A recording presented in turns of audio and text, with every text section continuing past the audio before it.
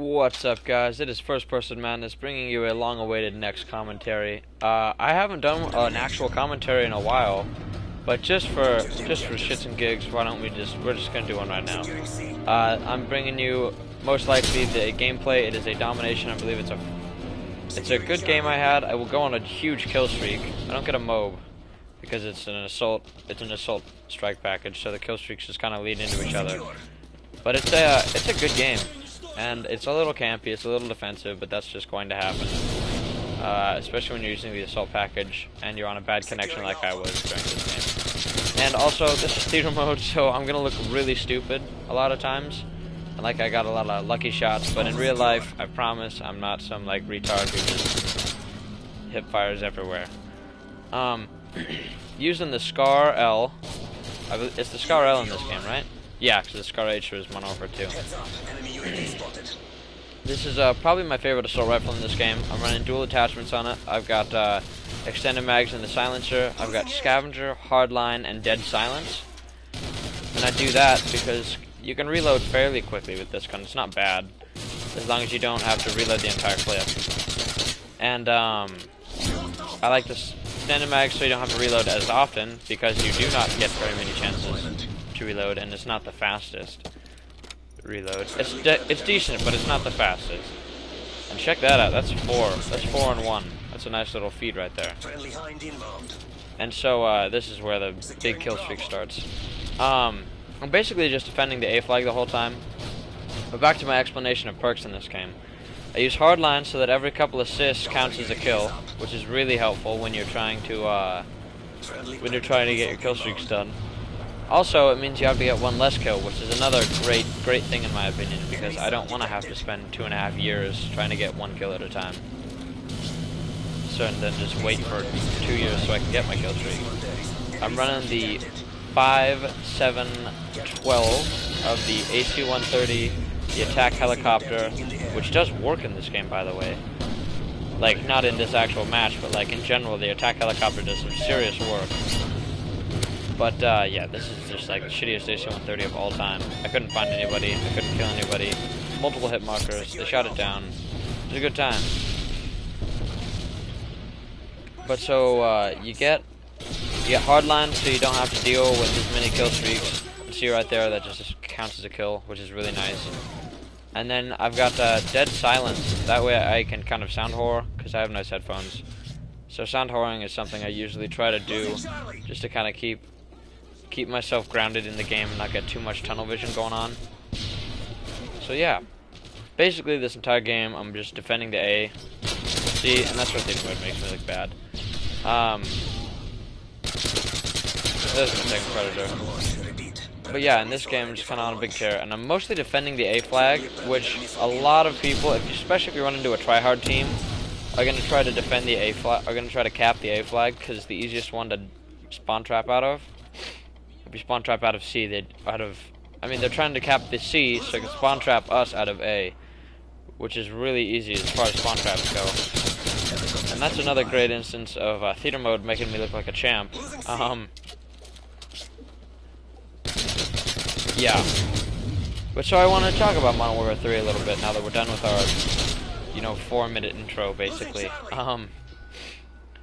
This game is a mixed bag for me, and it's a very mixed bag. Like, if you went to the grocery store and you mixed chocolate chips, and like pure lard with, I don't know. Actually, this is a terrible analogy. I'm gonna stop that right there, because that sounds stupid. This game is such a mixed bag for me. It's sometimes I get a 4-bar, and when I do, I'm like a 4 KD, I'm like getting 80 kills in Domination, I'm having a great time. And look at this fail. That's a great kill. But so you just kind of get these kind of like okay connections all the time. I've never really had like an incredible connection. Like if it's a 4-bar, it's a 4-bar that skips between being a 3-bar and a 4-bar sometimes. It's one of those kinds of connections. So this is my second AC-130 of the kill streak, which is pretty nice. Unfortunately, I don't know any scores at this point, because the way theater mode is set up just really makes me angry. So that's, yeah. This AC-130 does a bit of work. But this game to me just is kind of frustrating because it's got the potential to be just the greatest game. And they just screw it up with adding lag compensation, and all these sorts of crappy things that ruin Black Ops. Black Ops could have been incredible. It was great on PC. Well, it wasn't great on PC because they couldn't program. But it had the potential. It just seems to me these days with COD, there's so many lost opportunities. It's unbelievable. Between completely misfiring on how to program, and then how to program Black Ops, and then messing up on throwing in dedicated servers in Modern Warfare 3, it's frustrating as a gamer, because you just want them to listen to you, because we have legit advice. We're the gamer. We're the ones who are buying your games. We're keeping you in business. And these companies just kind of give us the middle finger and keep on doing what they're doing, which is to a degree alright, but not when you're like a corporate, like the McDonald's of the video game thing. You're the biggest of them all. You kind of run the standard a little bit. Like, come on, you're Activision, you're telling me you, with your multi-billion-dollar industry, couldn't design a new graphics system, you couldn't design a new engine, you couldn't do better, like, net coding? Like, look at Valve. Valve has the best netcoding in the world. Look at Team Fortress 2. It's pretty much flawless. Like, the pings on that game are really low no matter what. It's something to be said for gaming industry everywhere. And by the way, in case you guys are gonna get angry at this, I lose this game. I know you're like, what? You lose this game? How can you lose this game? You just pooped on these kids. And that's where the kill streak comes to the end. It's a stupid sniper. But yeah, I did lose.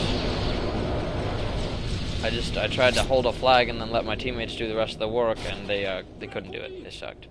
Bunch of douchebags. This guy should have died right here too. Just wait for it. That's garbage.